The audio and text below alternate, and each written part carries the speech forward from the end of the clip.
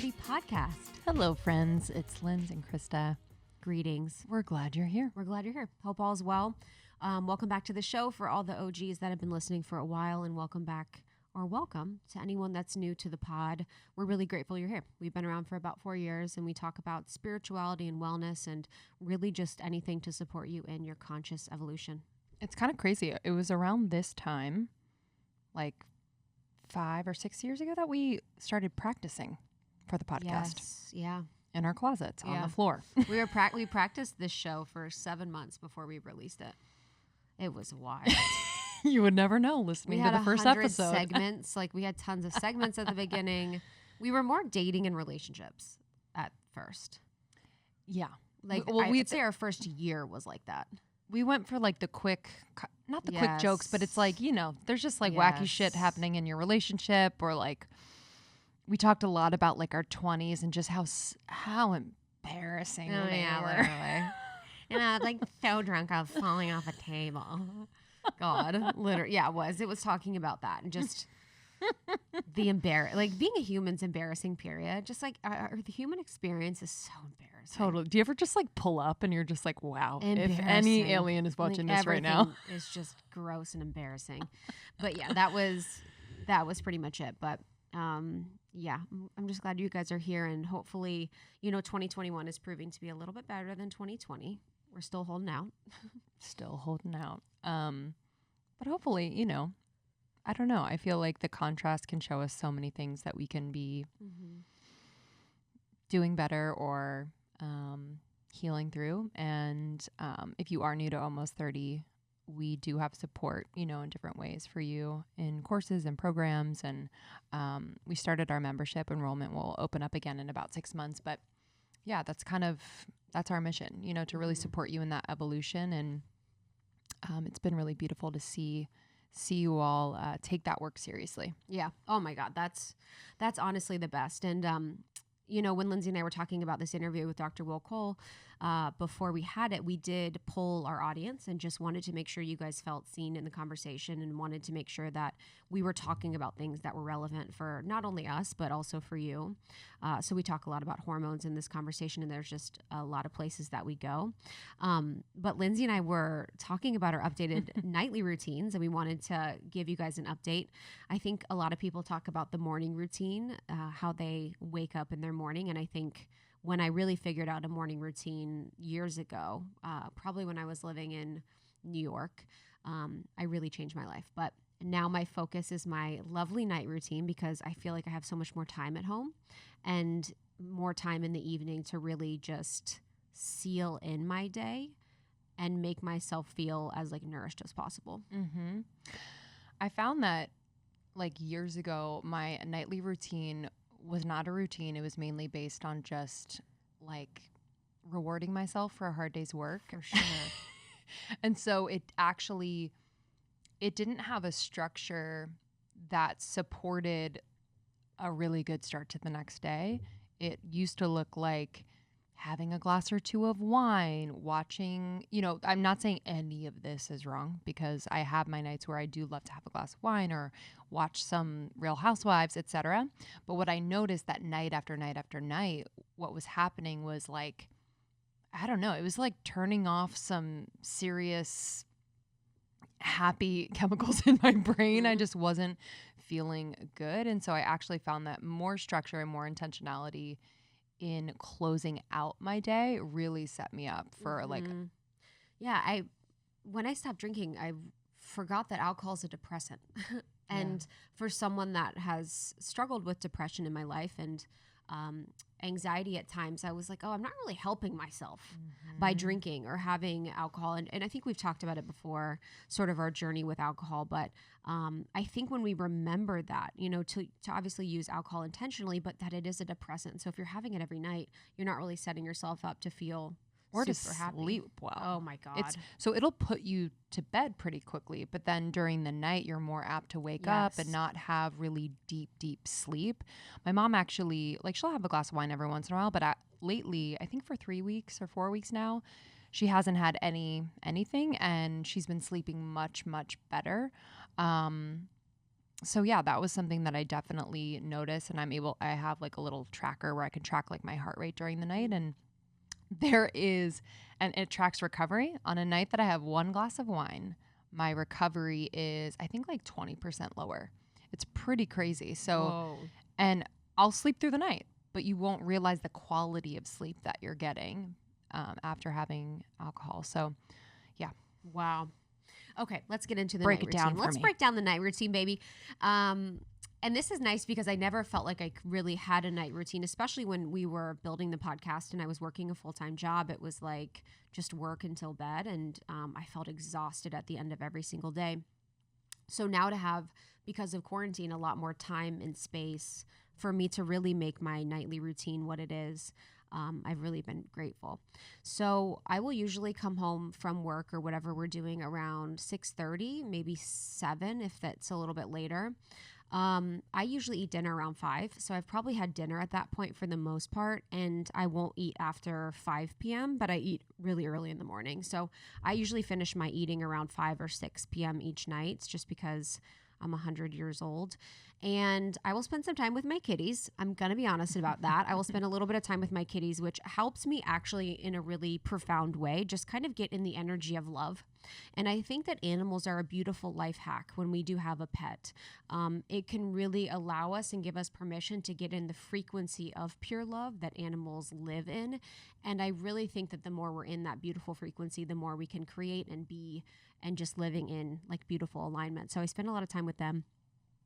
And then I will try my best to do a salt bath once or twice a week. I'll do pure magnesium salt flakes that I get from Thrive Market. And I'll do like just soak in a bath in pitch black, quiet for, 20 to 30 minutes. And I do it pitch black because I want to give my eyes a break, just like a little bit of sensory deprivation from looking at screens all day, from analyzing all day, from being really turned on for most of the day. And then also the silence is really key. So the silence is really important to just help my body recalibrate, to help my mind recalibrate, and sort of give me space and time to integrate some of the things I've been going through or think about some of the experiences I've had that day. After that point, I will like lather my whole body in coconut oil and put on a robe.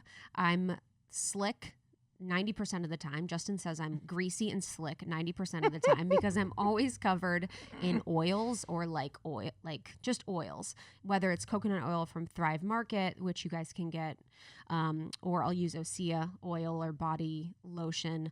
I try and just stay super moisturized if possible.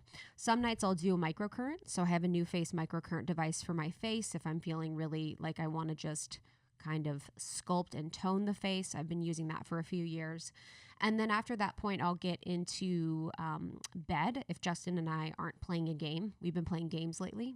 We bought some games online and have been playing games.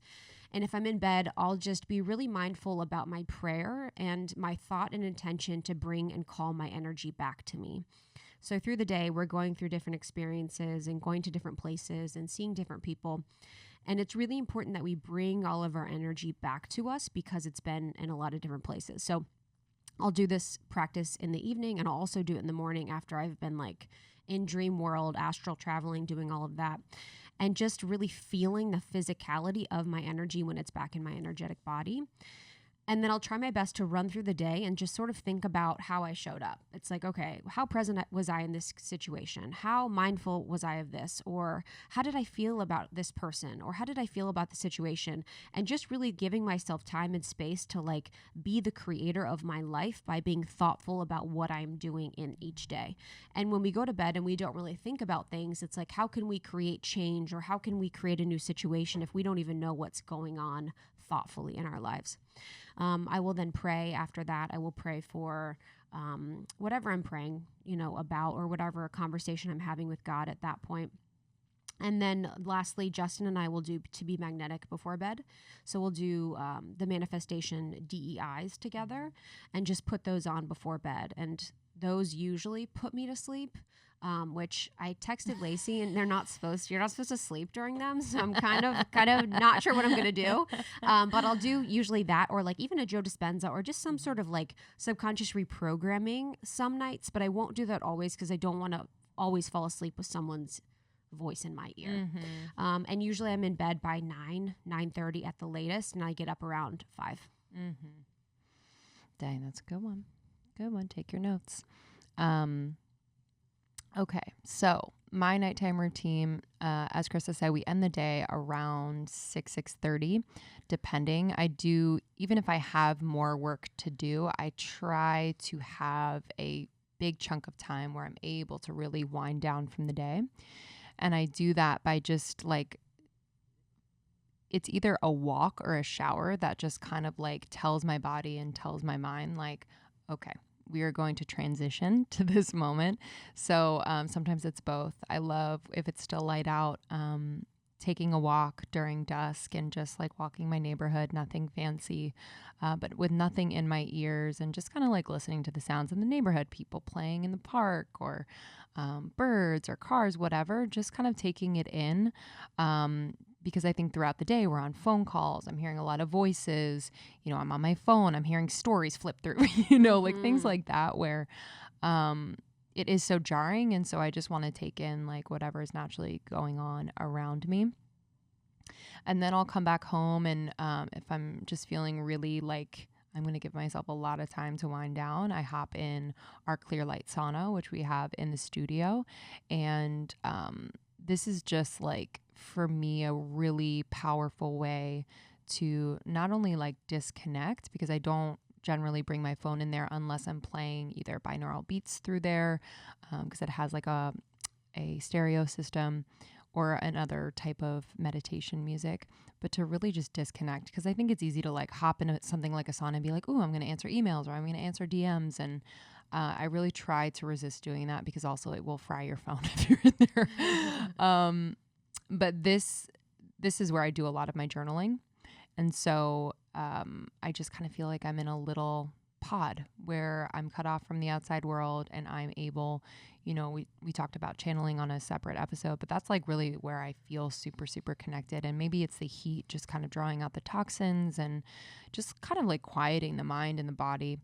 And so I'll just journal, whether it's like to my soul, or if I just have like some lingering thoughts from the day, that's where I'll do it. And then after that, I'll take a shower. I usually take at least 2 showers a day. That's about average. And they're quick showers, but I really need, water's been really powerful for me lately to use as like a cord cutting. So especially at the end of a day, like the other night, we had just a beautiful call with our members and the membership. And I knew, I'm like, okay, we need to like cut the cords, because as positive as they are and how nourishing as they are, it is important that at the end of the day, I am disconnecting from those individuals, so that I can just like really recharge in a powerful way. So I hop in the shower, and I'm really just energetically, intentionally seeing the cords just kind of like wash away. And it's simply an intention. I think a lot of people, and even myself, when I was learning about cord cutting and I was talking to my therapist about it, she's like, it's really just your intention. Like, it is that powerful. So don't worry about doing it right or wrong. Like, your intention is all you need. So I'll do that. I'll usually sing in the shower. And that for me is also another way of just channeling. And it's crazy. I'm sure a lot of people relate to this in a shower. You're either having thoughts or saying things out loud, or maybe singing, and you step outside of the shower and you're like, where did it go? Mm-hmm. You're like, where did that thought go? I had a really good idea. It's just so powerful, like, for me. So I love singing in there, and almost like writing in there, not on paper, but just like writing lyrics in my head. And then I will get in my cozies, my comfies. I'll do my whole skincare routine, really take time to do that. And oil myself up as well. Just feel really moisturized and hydrated. Get in my robe or my big ass sweatpants. And then it's usually time to connect with Sean, because he's 3 hours ahead. So we'll do either a FaceTime or just a phone call. And there are some nights that we don't talk, because either he's really good with boundaries. He's like, listen, I'm too tired. I don't want to talk. And I'm like, all good. And some nights, if that happens, I'll because like there's usually something that I either want to express to him, even if it's just like a sentence or a word or whatever, but I'll email him so that when he wakes up, like he has something to read. And I just like with him, he's such a lover and a writer, and like that wasn't me at all, but it's kind of fun to like use your words in that way in writing and just kind of have that also as something that you can look back on. It's kind of fun. So yeah, we'll have our connection time, and I shared this yesterday on my story, but we'll ask each other one question when we connect. So we'll have our like catch up for the day, but then end with either high, low, and what are you grateful for? Or we'll ask each other a question. So, it can sound cheesy, but I think like just giving yourself permission to do that with either a partner or a friend, especially if it's long distance, is really fun, and it can teach you a lot about that person. And then like I have the night to myself. So, it just depends. Like there are nights when I don't want to do any more work and I'm really like shutting down, but then I'm really inspired sometimes. Like after I've taken a few hours to take care of myself, I'm like, I want to write that newsletter that I have due later in the week. Let me do that. So it just depends. I really like trust what my body is telling me. And I'll also, I usually have dinner, around 6:37, and I'll either cook. I love to cook, but I don't always have time. So I'll either cook or I'll have like something prepackaged from Erewhon, or I'll order something yummy. And I'll have my FX chocolate, a little piece of FX, baby. Sakara for dinner, FX for dessert. Yeah, it's the best. Ooh. So, and yeah, I haven't, it's really funny. Like, yeah, I used to be like a late night eater. Big time. And that's subsided. And I wonder if it's because I'm like taking better care of myself later, like as I like kind of wind down, I feel like that late night eating was a reward. It was like, reward yourself for the hard work and all the things that you've done today. And like, I think that wind down is like, for me, really powerful. The shower, the sauna, the this, the that, to just remind me like, okay, I'm taking care of you. Like you're good. So those like hunger pangs have kind of subsided late at night. Then I'll just make sure I hydrate as much as possible. I'll meditate before bed. I put on like, I have a meditation playlist that I put on, and I just, within that meditation, I'll pray as well, and just get into my heart, and just asking to like work in my dreams a little bit more, like slowly but surely. My dreams have been really busy lately, which is annoying. Because I think like we have a lot on our to-do list. So I'm like, okay, can I just use my dreams for other things? Totally. So I'm just trying to ask for that, and ask my guides and angels and ancestors to kind of like come in and facilitate that. I'll clear the space, and with a bell that I have, and also just any like herbs that I want to burn or things like that, because I live on a very busy street. So I just want to kind of protect myself. And then I go to bed. I get at least 8 hours a night. At least. Dude.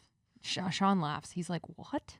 He's like, whole New Yorkie. Literally. That's so New York. He's like, I got 5.5 hours. I'm like, I would be ill. I literally would be ill. So New York. He definitely needs less sleep than me. But I am unwell if I get less than 7.5. What's everyone doing that's not sleeping 8 hours? Do you know? I'm like, getting after it. Getting after what? I'm getting after this rest, baby. Yeah, man. I love it. That was beautiful. Thank you so much. Thanks, okay. y'all. Now that we shared our beautiful nightly routines, want to get into this episode with Dr. Will Cole. And just again, so a lot of the questions we sourced from you guys, because we wanted to make sure this was as impactful for you as it was for us. We talked about hormone health quite a bit. We talked about PCOS. We talked about functional medicine. We talked about intuitive fasting, what that means, and what fasting can do for us when we do it, thoughtfully and mindfully. His book, Intuitive Fasting, is out now. So you can go to his website, drwillcole.com, to grab it. This is giving you a flexible 4-week intermittent fasting plan, which is great to recharge your metabolism and renew your health. He's a wealth of information, and I think you guys are really going to love this. Yeah, I'm really excited. So if you have a friend that's interested in health, wellness, and all the things, this is a great episode to pass along to them. I think these episodes, we all can relate to so much of the information and conversation, and it's always nice to share with a friend. Amen, baby. Amen. All right. Last bit of news from Almost 30. So almost30.com is new and improved. We have a new site and user experience, which is really beautiful. And we moved all of our courses and programs over to a new platform called Kajabi. So if you're interested in Podcast Pro, maybe you want to launch a podcast, maybe you want to grow it or monetize it, we have our entire program over on Kajabi. And then we have all of our courses, programs, and downloadables there as well. So for anyone that's interested in any of the work that we do, getting a little bit further, digging a little bit further in, you can go to almost30.com. Thank you all for listening. Enjoy this one, and we'll see you on the other side. We'll see you soon. Thank you so much for joining. We're really looking forward to digging in with you. Whenever I get the chance to talk about hormones or hormone health, I feel like it is one of the most impactful topics since awakening to the understanding of my hormones and how they impact almost everything in my life. I went through a journey where I had estrogen dominance, I had low T, and I had to work for a long time on naturally balancing my hormones. So I would love to dig in with you and talk about just the importance of women understanding their hormones. And really, if they don't have any clue on how their hormones affect other areas besides fertility, what would you say? Hormones are something that word is thrown around a lot, right? People know about hormones. Oh, it's a hormone problem, hormone imbalance. These are just so just flippantly used in wellness, but around social media and just people's awareness as far as pop culture and pop wellness goes. But the reality is, it's actually really, really serious. And anybody struggling with hormonal problems, it will wreck the quality of your life. And these are things that I have a heart for and a passion for, because I see people's lives really kept back from living the life that they want to live. They don't have the energy to live the life that they were created for. They can't engage fully in their relationships. So much is wrecked just from this hormone thing that's made so fluffy, and it's not that big of a deal. Just take this pill, see you later, or it's just hormone imbalance, or it's part of a larger, I think, delegitimization of women of, well, it's just hormones. And they don't realize actually what the gravity of that really does to someone's quality of life. And, if you're doing all the things your doctor's telling you to do, but you're still struggling, I think that we need to ask questions. And just because something's common doesn't necessarily mean it's normal. And many people's every day is fatigue. Many people's every day is hair loss. Many people's every day is stubborn weight gain and anxiety and depression and all this stuff. And they're just pushed aside and told, you're just depressed, take these antidepressants, or you're just getting older, or you're just a new mom, all these well-intentioned reasons as to how the heck you could be having symptoms despite these quote unquote normal labs. It's just, I can't settle for it. And my patients can't settle for it. This is just not enough of an answer to just say, this is your lot in life and there's nothing you can do other than taking this pill and see you later. And even if that pill is a thyroid replacement hormone or hormone replacement therapy with estrogen and progesterone or testosterone, if you're doing all those things, but your hormones still feel imbalanced, if you're doing all these things and still have symptoms, obviously we're not looking in the right place, or we're not doing enough. So this is what my main focus is. This is what the people I talk to, I get to talk to them 10 hours a day. I talk to people around the world. We actually started one of the first functional medicine telehealth centers. So for over 12 years, I've been talking to people via webcam.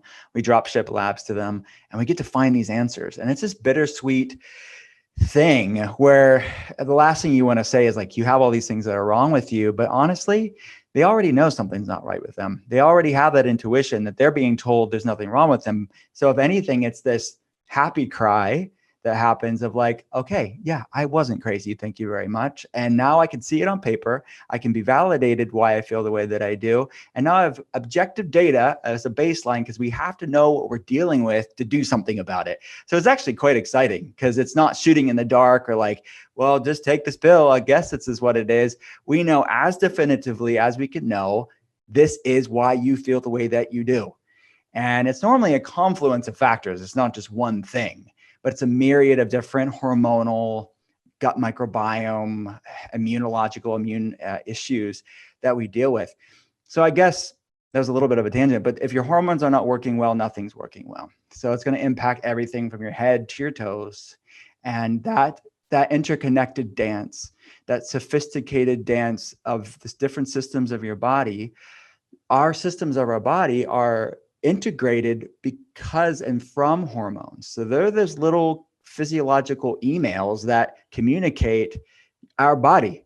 So our gut and our brain and our ovaries, or our brain and our thyroid, or brain and our adrenal glands, all of these things are constantly and dynamically communicating with themselves through hormones. So if those little physiological emails are not working well, our body's not speaking to itself. So that can create a whole host of different problems. What have you found to be the most common causes of hormone imbalance, so people can connect the dots there? So when we're talking about the endocrine system or the hormonal system, the main things that we're looking at here is the hypothalamic pituitary axis with the endocrine system. And we're really we want to look and understand the whole pathway of that hormone's physiology, or that whole hormone's metabolism, how it's utilized in the body, basically. So in functional medicine, my job is to really follow that hormone's whole communication line with the rest of the system. So there can be a breakdown at any point of that hormone's metabolism pathway. So for example, let me just talk about all the main hormones that we look at: thyroid hormone, testosterone, estrogen, progesterone, and cortisol. Those are the main ones. So for the thyroid, just using that alone as an example, it starts with the hypothalamic pituitary thyroid axis, or what is my brain saying to my thyroid? So we measure that basic thyroid test that everybody gets on their basic GP or basic endocrinologist. They run a TSH, thyroid stimulating hormone. That is a pituitary hormone. Actually, it's not a thyroid hormone. It's what's your brain saying to your thyroid. So thyroid stimulating hormone, as its name implies, it's when the brain is saying, hey, thyroid, work more. If the thyroid hormone, if TSH is up, it's inversely proportional to thyroid hormone function. So if a high TSH would denote low thyroid function, probably, if the brain's speaking properly to the thyroid. And then from that point, your body reduces T4. It gets its name from a tyrosine protein and 4 iodine molecules, and then has to convert T4 to T3. And that's activating the thyroid hormone. And then 80% of that conversion happens in the liver, converting T4 to T3 or activating that thyroid hormone. And 20% of that conversion happens in the gut. And then the T3 has to get onto the cell receptor site. So there's a thyroid receptor site. So to answer the question, what is the main cause of hormone problems? It's so different for so many people, because there could be a breakdown with the HPT axis, meaning there's hypothyroidism secondary to pituitary hypofunction, which is just a big wordy way of saying your brain's not speaking to your thyroid. So for those people, their TSH is going to look pretty normal to actually hyperactive. It's going to be a normal to low TSH because the brain's not actually speaking to the thyroid. But when you run a full thyroid panel, all the thyroid hormones are low or close to being low. They're either on the low end of normal or they're low. So that's a brain-based issue, not a thyroid issue. And then you go to the next step of the thyroid hormone physiology metabolism. It's the conversion. Is the body converting? Is it activating T4 into T3? So is that a liver issue, a gut issue, or both? Is there a nutrient deficiency that inhibits the conversion? Like the body uses selenium, for example, to convert T4 to T3. So is that the problem? And then it goes to, obviously the gut, it can definitely inhibit T3 conversion. So we have to look at gut health there. And then the cell receptor site, there can be something called high reverse T3. So basically the body converts T4 to T3. Too much of this reverse T3, which is kind of this unusable analog of T3, it can act like T3 but be unusable. So it actually occupies the receptor site, blunting the thyroid hormone. And then what's the most common cause of low thyroid function in the West? It's autoimmune thyroid issues. So it's Hashimoto's disease and Graves' disease. So that's when the immune system actually thinks the thyroid hormone is a virus or bacteria and is attacking it, something called molecular mimicry. sort of the case of mistaken identity. So that's just the thyroid hormone, let alone all the other hormones too. The point is seeing TSH above 4.5 on a lab and saying, you have a thyroid problem, take this thyroid replacement hormone, see you later. We don't ever ask the question in conventional medicine. It's never asked, why do you have the problem in the first place? It's not a synthroid deficiency. Like, why do we have the problem in the first place? And that applies to estrogen, that applies to progesterone, that applies to testosterone. It's these things don't happen in a vacuum. So when we're 30 years old or 35 years old or 45 or 55 years old, why is this thing happening? And why wasn't it always there? And we just aren't curious enough to ask the question. Well, the conventional medical system's typically not curious enough because they're trained to diagnose a disease and match it with a medication. So it's not that the doctor's being nefarious or evil. It's not that at all. They're trained to do their job actually really, really well. But once they've given you that medication, that's their tool in their toolbox. At that point, it's superfluous because they ran all the labs. They've given you what they've given you. Now, at that point, it's basically see you later. I mean, they've exhausted all the options, and that's typically where we come in. And with someone who's been on birth control, like how would that affect their test results? And what have you seen, I guess, for supporting people getting off birth control? Because we have a lot of women in our community that are now wanting to get off birth control after being on it for 10 years, 15 years. What would you suggest for them? Wow. It's definitely a precipice that I'm meeting a lot of people at, this sort of crossroads of deciding what they should do, alternatives to contraception for them. Yeah, it's an individual decision. It's certainly not a blanket statement. Some people decide to stay on it, and it's just they want to get their body as healthy as they can be despite being on it. And you know this, I mean, but statistically, a lot of women are given birth control not for contraception. It's for other reasons. They just were given it as a teenager, and that was this Band-Aid for a wide variety of different things like skin problems or heavy periods or who knows what else. I mean, tons of different reasons girls are put on this. And they're just taking it every day because they were told to take it. So I hear you. I think there's a whole generation, a whole epidemic level of women that are kind of realizing, whoa, I was given this when I was way too young to even decide if this was right for me. And there was really no informed consent. They weren't given the pros and the cons of this. There wasn't even a conversation. It was just take this pill. It'll solve your problems. And they want to get off of it now. And I'm part of that conversation a lot. Well, it's an individual decision, and I think it's good to run labs and see where your numbers are at. Look at your goals. What are you trying to do? And then let's work in conjunction with their prescribing doctor to reduce and eliminate this over time, or however we decide is the best route for them. And then let's rehab the body. Let's look at really rehabbing the body and getting their period back, because for some people, it can take a long time. I see a lot of women with amenorrhea. They've been off the pill for weeks or months, sometimes even years, and their periods never come back. They're part of that larger post-birth control syndrome spectrum that's out there where things are not fully balanced back out yet. And understandably so for many of these people, they've been on these things for years, and it's modified the way their brain is speaking to their endocrine system. What's amenorrhea? A lack of period. Okay. So it's no period. So these are women in their 20s and 30s and 40s that don't have any period. And birth control is part of that story, right? When they come off the pill, they have that sort of post birth control syndrome issue where they're not having their period from that. But we have to look at that rise of autoimmune issues too. And that's part of that conversation too, because it's not just birth control's fault. We also have to look at people's immune systems are stressed out, and they're in a state of chronic inflammation, and their gut-brain axis is not very healthy, their connection between their gut and brain. So their body's in this sympathetic fight or flight state. That is not a parasympathetic resting, digesting, hormone balance state. So I look at the post-birth control stuff and work on detoxing and clearing that out and working on gut health and all that stuff.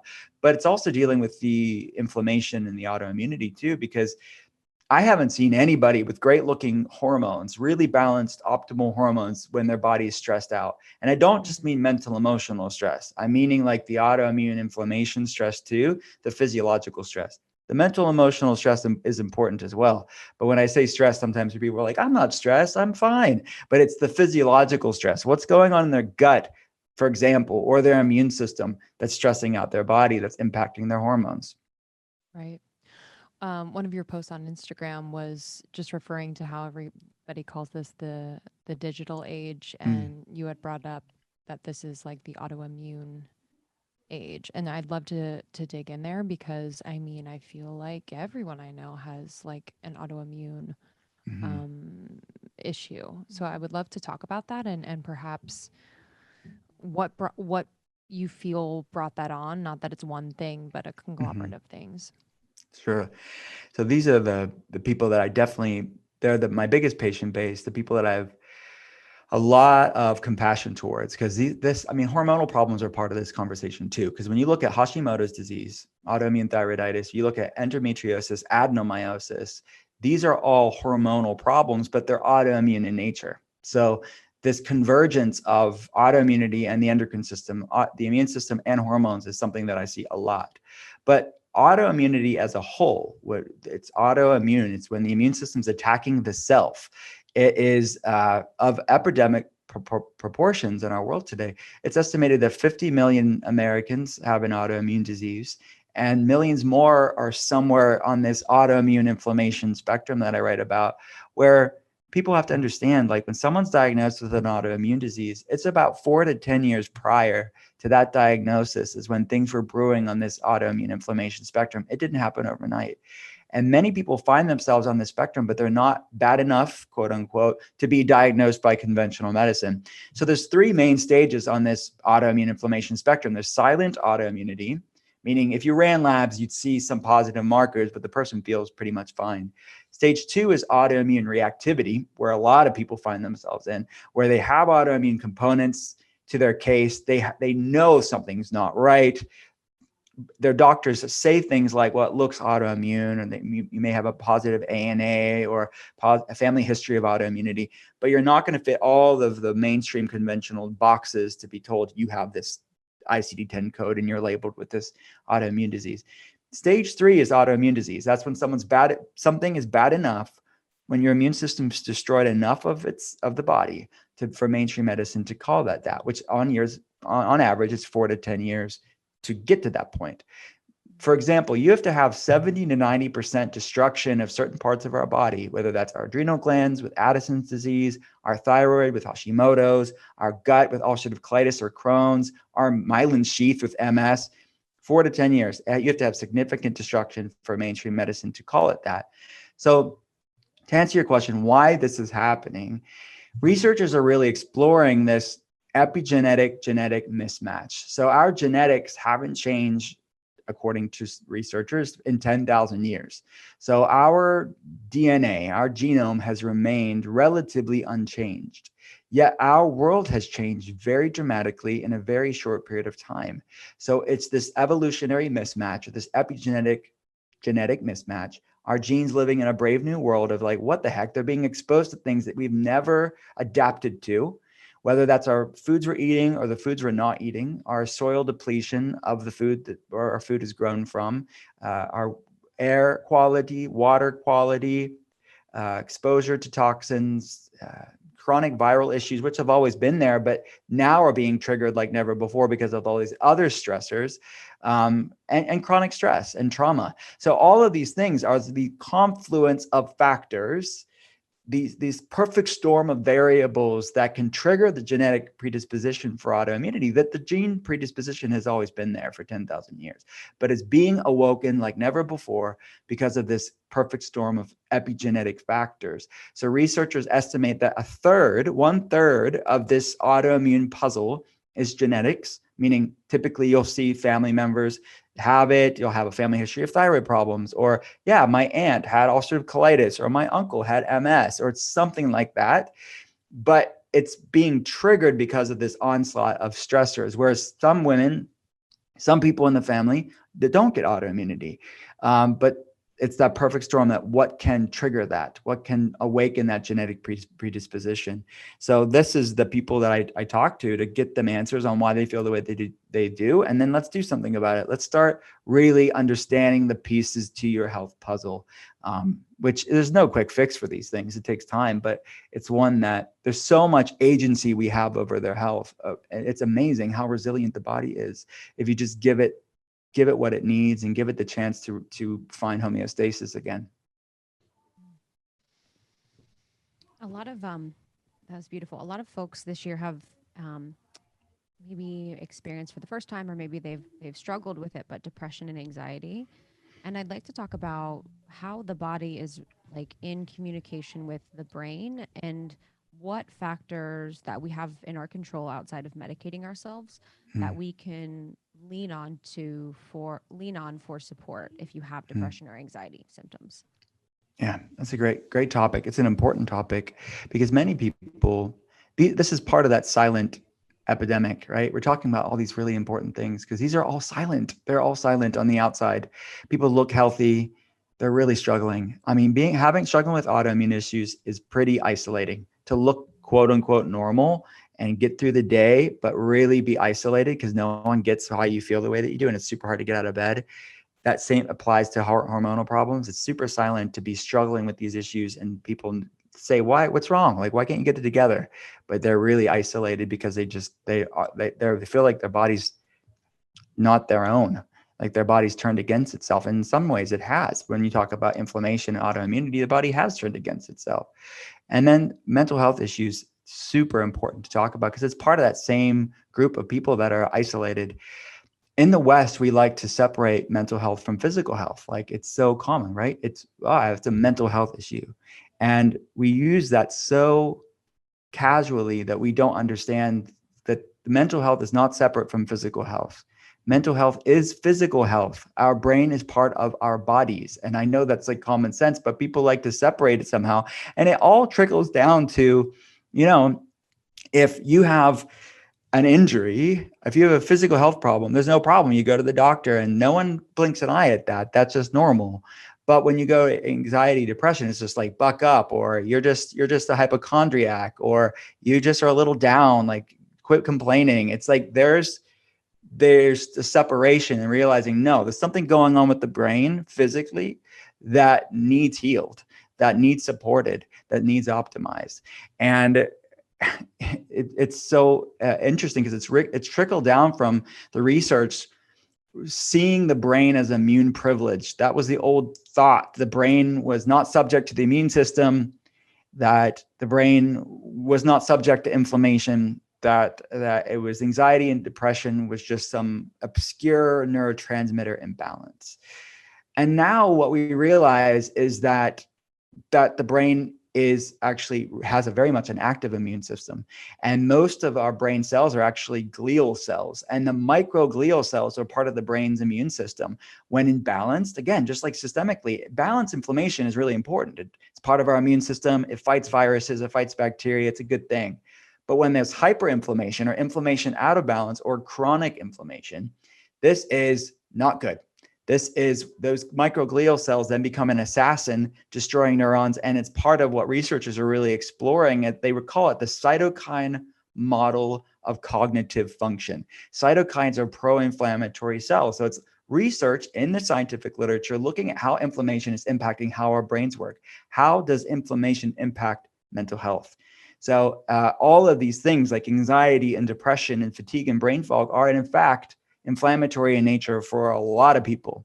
And of course, there's mental, emotional components to these things, but it's the bidirectional relationship between our thoughts and emotions and situations and our physiology, like a stressful work environment, a toxic relationship, a loss of a loved one.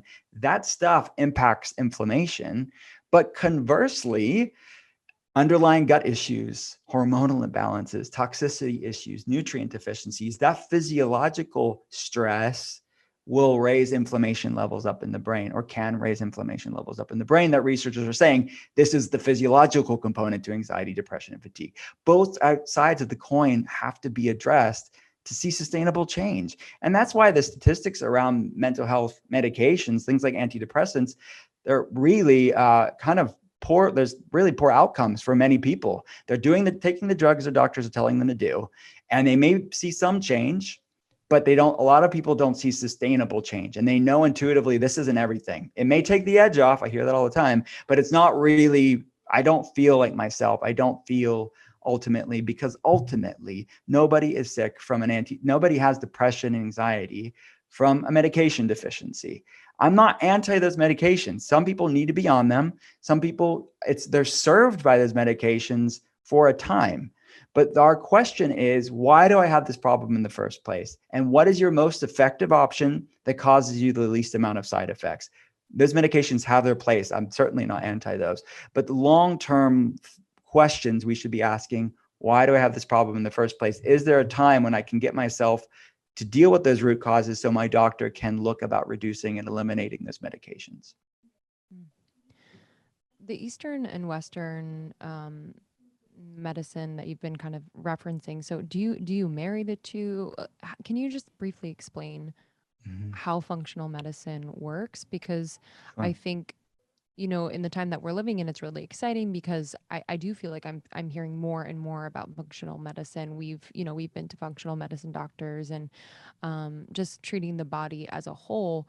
But I can imagine that there are people listening right now that maybe just grew up going to traditional Western medicine doctors, maybe are influenced by their family or friends, and just kind of like scared to even explore the other aspects of treatment. So can you just briefly explain what it means to be a functional medicine doctor?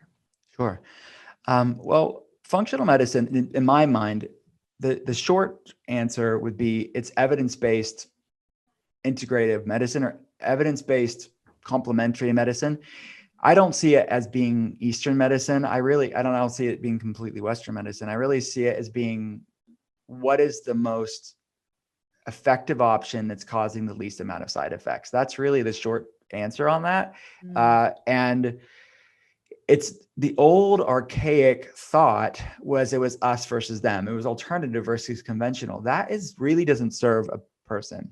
It should not be this or that. It should be both and. And what's the best of both worlds is going to serve this person? What's the best of both worlds is going to better their life? Instead of being so tribal and so God complex as physicians or people and thinking they have to rally against their tribe, that's so old. It's that people want to feel better. And it should be, we all should be on the same team of getting this person feeling better. So to me, my agenda is not my own ego. My agenda is not like, this is the one way that everybody should do it. It's like, okay, what moves the needle for this person? What gets their labs looking better? Let's hear them out. But they're the ones going through this. Let's hold space for them and actually hear their experience to learn from what they're going through instead of being on autopilot and saying, nope, let's take this, see you later. That's going back to that delegitimization that I think that's going on here, that many women know there's something not right, but they're told, nope, you don't fit into that box. Just take this. This is the box that you're in. We are not serving people in that way. So functional medicine, a deeper discussion on this is that we interpret labs using a thinner reference range. So anybody that's listening to this right now, they'll know they get their biomarkers from their doctor, and then they're compared to this reference range, this X to Y interval of numbers. We get that reference range from largely a statistical bell curve average of people who go to that lab. So if you go to Quest or LabCorp or your doctor's labs, you'll see that reference range will vary from lab to lab. Well, who are the people that are predominantly going to labs? They're people with health problems. So there's a lot of people that know intuitively this is not normal. And they're told, yep, the labs are fine. You're just depressed. You're a new mom. Or you're just getting older, all these things. But what they're unintentionally being told is you're a lot like the other people with health problems that you're being compared to. And comparing yourself to people with health problems is no way for you to know how to feel your best.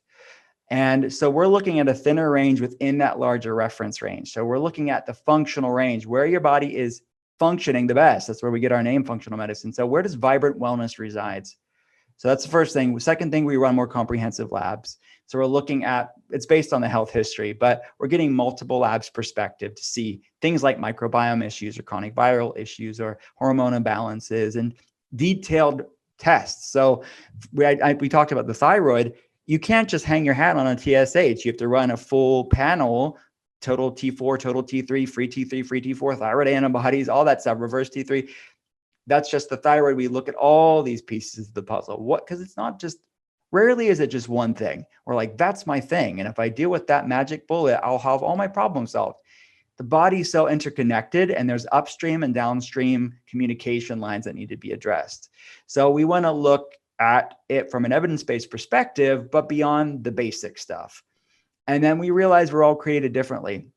You can have 100 people with fatigue or 100 people with hair loss.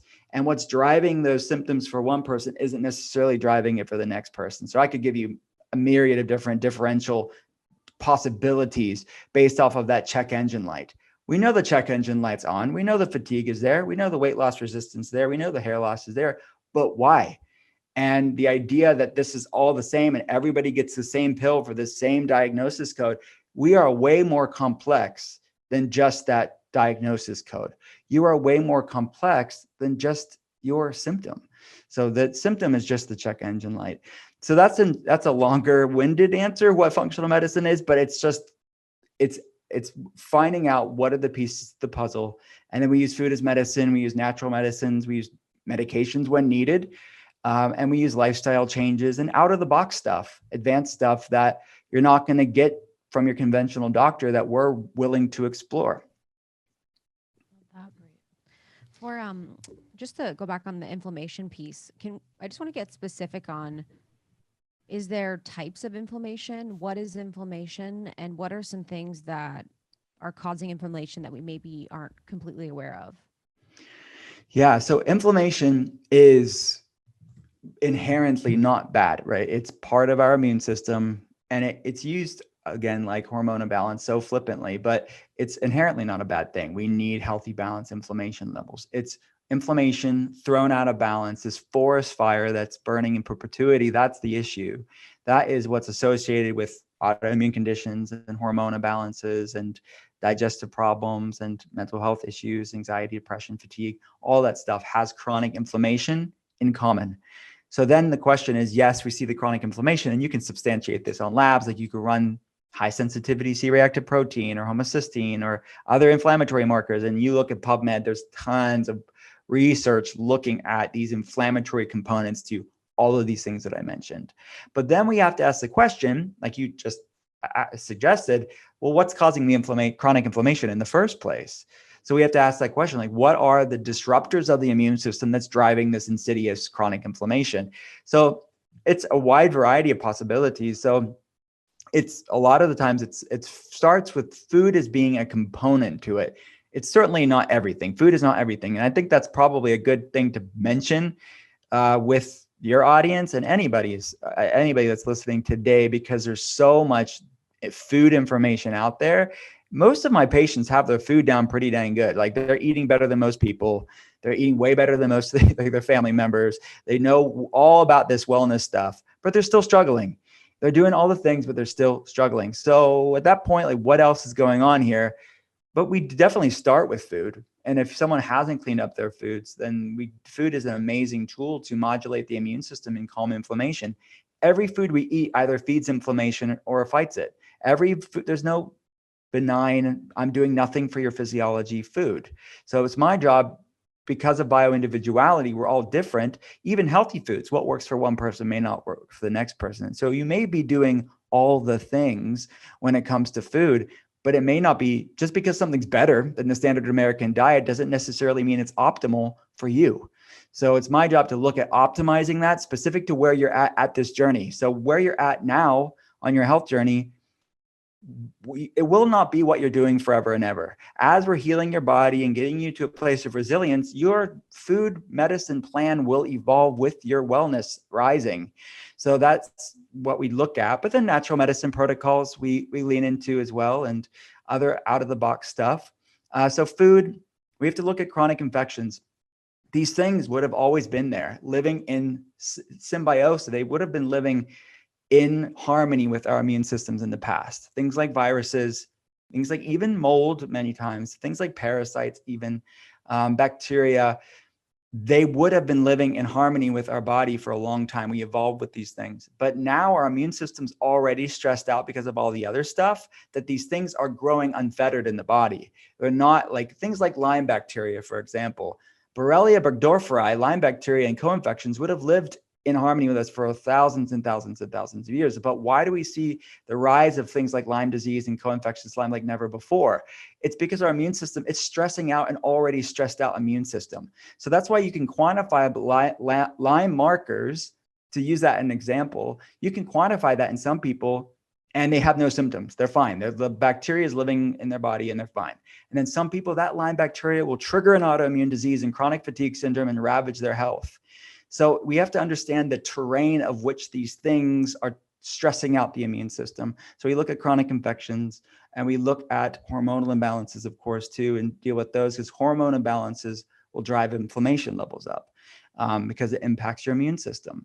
Cortisol, for example, cortisol is what's known as an endogenous immunosuppressant. So it actually lowers inflammation levels. Cortisol is not inherently bad. Just like inflammation, it's subject to the Goldilocks principle. You don't want too much of it. You don't want too little of it. You want it just right when you need it. So cortisol is demonized as like, oh, cortisol, it's bad, right? It's stress hormone. Well, its context matters here, just like inflammation and your gut microbiome. It's about balance. And many people their hormones are out of balance, and that's throwing off their inflammation levels too. And then we have to look at stress and trauma as well. Trauma from our past, current stressful life events, those things will raise inflammation levels up too. And then sleep and all the stuff. I mean, we look at all these stones, like what are the stones that are most likely to have something underneath it? Everyone's stones are different. Not everybody is going to have the food stone. Some people, this food stone's a small thing. It's like not a big factor. They've got it down. For some people, it's the chronic infections they have to be focusing on. For some people, it's stress and trauma they should be focusing on. So it's not myopic. It's actually really multifactorial. On the sleep piece, we've been having more conversations around rest, recovery, sleep. Mm-hmm. Can you just briefly give us like what the body is doing when we are getting that optimal amount of sleep? What is able to repair, restore, and recover? Mm-hmm. Yeah, it's something that in our culture, we all know it, right? It's one of those flippant statements again. It's like, well, we know, yeah, I need to get more sleep. They don't realize that it's not just a luxury. People say, like jokingly, I'll sleep when I'm dead. The reality is that sleep is not a luxury. It's a mandate on our health. And just one night of poor sleep, one night, research shows that it spikes high sensitivity C-reactive protein. One night of poor sleep will drive up inflammation levels up in your body. Because your body, why is that? It's because your body's constantly in this fight or flight state. It's never repairing. You need balance. You need to start up regulating and supporting the parasympathetic, supporting the resting, digesting, hormone balanced, recuperating, reparative state. So throughout the night, you need that to repair. Your brain is being cleaned. There's a lot of autophagy pathways, your cellular recycling and renewal pathways. All of the body's repair mechanisms, they're at their best through the night. So if you're not allowing the cleaning crew to do their job throughout the night, you're going to be left with a lot of debris and junk and inflammation and dysfunctional cells living throughout the day because they weren't repaired. The cleaning crew never could do their job throughout the night. I love the cleaning crew analogy. That's a good one. With that is, I think about fasting too. When we're talking about like autophagy and the cleaning crew, think about fasting. And I know you've talked, about that as well. For people, I guess I just want to explore fasting a little bit further because there is the part of me that has like the programming around like if you fast, can lead to like disordered eating. So what do you say to people that are interested in fasting? Do you have any warnings for it? And what are the benefits? Yeah, it's a wellness tool that can be used for good and be abused, just like almost anything. Exercise can be too. And to me, it would be similar to that. It's like, well, is exercise bad because people can abuse it? It's like, well, yeah, no, it's just using it wrong. Same with any way of eating or anything. There are people with a history of disordered eating should speak to their eating disorder specialist, their doctor, before they're doing anything like that. But I would say that to really any diet change in general, any food change, it should be they should be with an eating disorder specialist and talk to their doctor that specializes in this stuff. But with that said, the way that I advocate this tool of intermittent fasting, it's actually the topic of my newest book. It's called Intuitive Fasting. I want people to actually learn the art of intuitive fasting and intuitive eating. And that's so easy to say that on like social media. Oh, I'm an intuitive eater. That sounds nice, and maybe that works for you. But when someone's in the throes of hormone imbalance or autoimmune flares, tell them to eat intuitively. It's like, is it intuition or is it hangriness? Is it intuition or insatiable cravings? Like, stress eating is not intuitive eating. So I want people, I called the book Intuitive Fasting. I want people to get to that place, but they have to put in the time to allow their body to actually hear the still small voice of their intuition. Because when the body has inflammation, like we've been talking about that, or hormonal imbalances, we've talked about that too. Both of those things are this proverbial noise physiologically. There's a lot of noise going on in the body, and people know that. Like that racing thoughts, the ruminating thoughts, the imbalance, all that stuff is noise. They can't even hear what their intuition wants. So a way to start to recenter yourself and calm that noise and reset your body is through intermittent fasting. It's an amazing tool to use. Just like food is medicine, fasting can be medicine too. Hippocrates, the father of modern medicine, every doctor takes the Hippocratic oath. He said, let food be thy medicine and medicine thy food. He also said all disease begins in the gut. I don't know how he knew all this stuff before all the science substantiated it, but and he also used fasting for his patients. So this is not a new thing within medicine. This is really a return to Hippocratic truths, Hippocratic oaths at which medicine was founded upon. Paracelsus also called fasting. Paracelsus was another father of modern medicine. He was known as the father of toxicology. He was also known as the Martin Luther of medicine, which I think is kind of interesting, like this reformer of his time in Switzerland in the early 1500s. He called fasting the physician within, which I think is a powerful phrase. It's like, oh, wow. Going back to that genetic mismatch, our genetics haven't changed in 10,000 years. So it's an awesome way to reset our body to be more in alignment with what our genes would have adapted with. So it's decreasing this chasm between genetics and epigenetics. It's allowing our genes and our physiology to find that rhythm that is our birthright. Many people have lost that rhythm because they were so divorced from this huge chasm that's separating them from them feeling great. So I want people to reclaim that for themselves, but they're not going to be doing that. And I agree with you fully. And I think it needs to be talked about. Starving yourself, having an eating disorder disguised as a wellness practice is not what I'm an advocate for. And it's not really intermittent fasting at all. It's not about chronic caloric restriction. It's not about binging and purging. This is about flexible, measured, balanced intermittent fasting, where you're just doing little gentle fluctuations in how you eat, and you're still eating amply. You're still enjoying food that's healing, that's nourishing, that's nutrient dense, that's calming to the body, but you're doing it in very strategic ways. But when you do that, and the way that I advocate it for in intuitive fasting is to cycle through these bigger eating windows and tighter ones and open back up. So these vacillating, ebbing and flowing fasting and eating windows is a great tool that I've used for my patients for a long time to start to gain metabolic flexibility. Metabolic flexibility is the secret here, because that allows you to actually have proper hormonal signaling, have proper inflammation levels, so it's in balance. Because metabolic inflexibility, like being a sugar burner, hangry, irritable, inflammation, hormone imbalance, that is the death of intuition. You'll never know what your body truly needs, because you'll be craving that food that's going to actually add to the fire of inflammation.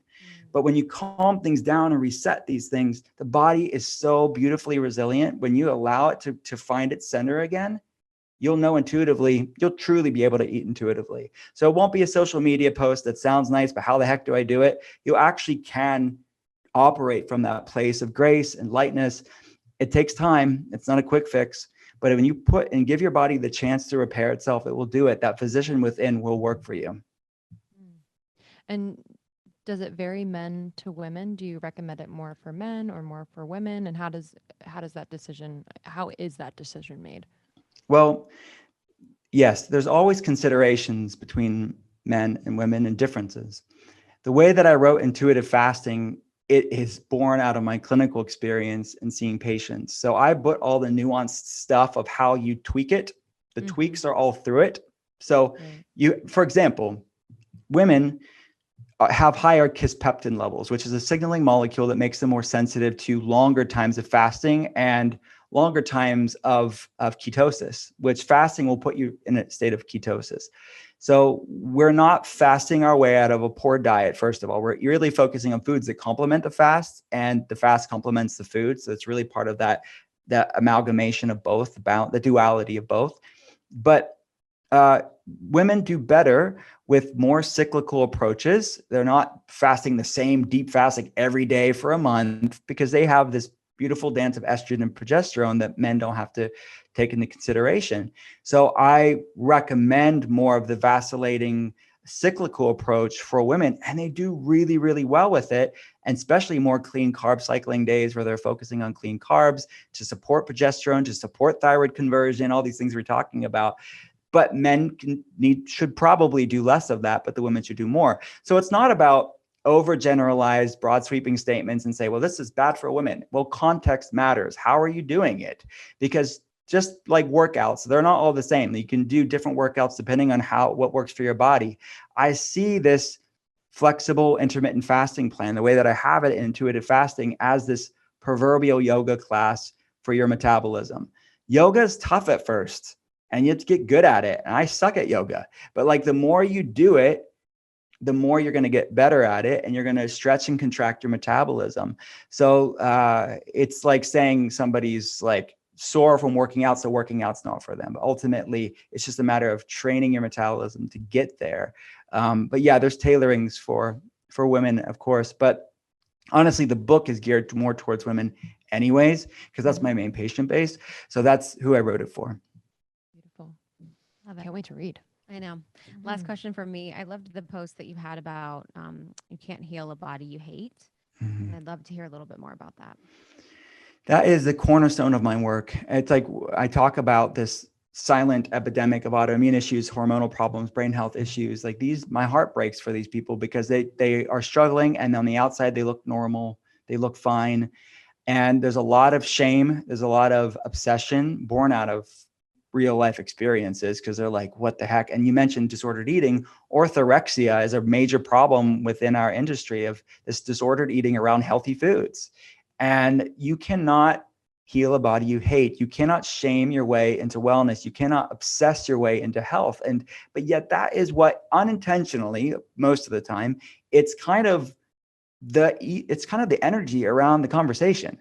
And especially when you've had an autoimmune flare and hey, these foods are like my enemy now. Like I don't even know what food works for me. And then that orthorexia is actually triggered by real life inflammation flares. So I get it. I understand where people are at, but ultimately, as we're healing the physical stuff in functional medicine, I'm teaching my patients how to start healing their relationship with their body and healing their relationship with food, because all of this stuff, whether you're talking about intermittent fasting, talking about certain ways of eating, or any one thing when it comes to wellness, all of that stuff should be predicated on, this isn't about being arduous or punitive or like all dogmatic. Oh, this is the stuff I can't have, and I should fast, and it's so much, and more fast is better. It's like, no. Why are we even doing this stuff? We actually should be doing this to improve your life, not to be a source of punishment. So all of these tools that we use in wellness, all the tools that I use in functional medicine, should be an outpouring of realizing the valuable creation that you are. And that's what I've seen over my years of clinical practice, is the genesis of sustainable wellness. It's the people that have that transition. They may not be there when they first meet me, but they start having this aha moment that, whoa, like I love feeling great more than I miss that food that makes me feel really lousy. I love feeling so great that I will just intuitively operate from this place of knowing what my body needs and knowing what my body doesn't need. And that's that grace and lightness that it doesn't happen overnight. It's certainly a journey. It's a physical, mental, emotional, spiritual journey for people. But it's one that when you start seeing that unfold and that awareness rise in somebody, it's not a diet anymore. It's not a fasting anymore. It's not exercise anymore. It's just integrating feeling great in their life. And it just happens intuitively. So you can't heal a body you hate is something that I say a lot because it is an ethos of what I do in functional medicine, but it's a place of getting to a place of intuition. Beautiful. Last question from me. Coming to the end of 2020 into 2021, I feel like this year has been just an onslaught and a barrage of medical focused headlines for obvious reasons. And I guess, I'm trying to feel into my question because I just, what I'm hearing you say throughout this conversation is that intuition is treating your own body because not all bodies are the same. And I just feel like it's really hard with media and the way that they, put out information to necessarily bypass this fear that we're being fed and actually make decisions that are right for us. I would just love, in closing, as people, step into this new year, and hopefully, with a lot of hope, any thoughts and or suggestions when it comes to their own health amid this crisis. Yeah, that's really true. And I'd love to shed some light from my perspective on what I'm seeing here, talking to people online and about their health, is ultimately we live in an awesome time, right? We have amazing advantages and we live in such an awesome time of access and conversations like this. And of course, we have a long way to go when it comes to access and affordability when it comes to these things. But I think we're making some awesome ground of democratization of these conversations. Because when it was our parents' generation or our grandparents' generation, it was like, well, if a guy with the white coat said it, like that's the way it was. And it's like, oh no, if this the news said this at 5 o'clock, like that's what it is. Now there's all these interesting conversations, alternative viewpoints that people can decide for themselves whether they want to pick it up or not pick it up. It's having agency over your life. I think that's awesome.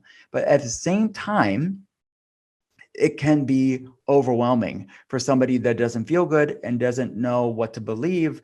So this is what I would say. Find voices that resonate with you. Find voices that are well respected in the space that you're trying to look into. And then I would say at the same time, go for alternative views that maybe you don't necessarily agree with and listen to them too, to have well-balanced viewpoints.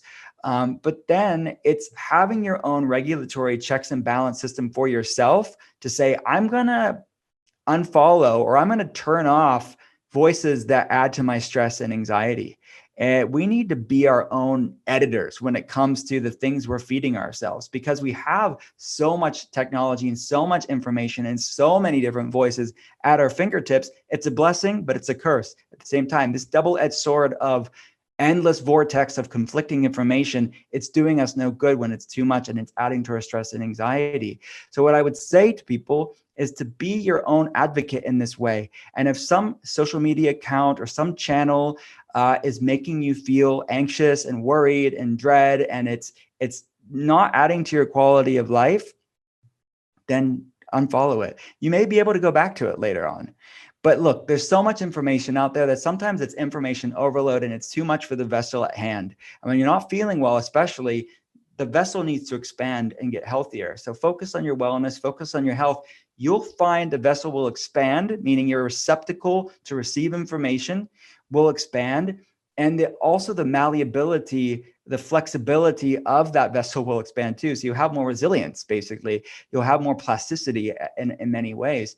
That takes time. So that's what I would say, is to really just focus on things that edify you, focus on things that lift you up, but also things that challenge you, and also things that maybe make you uncomfortable, but it's making you uncomfortable in the name of growth. It's making you uncomfortable in the name of seeing yourself in somebody else and having compassion, or thinking of an opinion that maybe you never thought of before, or a viewpoint that you never thought of before. So challenge yourself, but at the same time, have good checks and balances, because sometimes too much of that stuff, you're not challenging yourself. You're just creating more stress and anxiety and shame in your life. So it's that fine balance. It's not an easy answer. We all have to find that grace and lightness. And depending on where you're at your point in your life, if you're up against tons of stuff in your life, a lot of heavy stuff, your vessel is going to be a bit smaller, and that's okay. Like, focus on what you can control. And then later on, you may be able to go back to something that was triggering to you before that isn't now. Thank you for that. Beautiful. So the book is Intuitive Fasting, right? Coming out next year. I'd love to hear more. Yeah, I mean, it is a outpouring of my love of my patients, and it's just an outpouring of my clinical experience too. It's how to use intermittent fasting in a flexible way. So it's 4-week plan that I kind of touched on before, but it starts with a bigger eating window and then gets tighter as like a deeper fast, and then we vacillate back out. So these ebbing and flowing cycles of intermittent fast is that variability that work really well for women. And we're marrying it with the nutrient-dense, clean foods that are very filling, very nourishing. This is not about caloric restriction. This is actually eating good amount of calories, but it's strategically eating in specific time frames. So it's, as its name implies, I want people to get to a place of intuition and food peace, to actually have an inner stillness and an inner, this is good. This is good for my body. I'm enjoying this.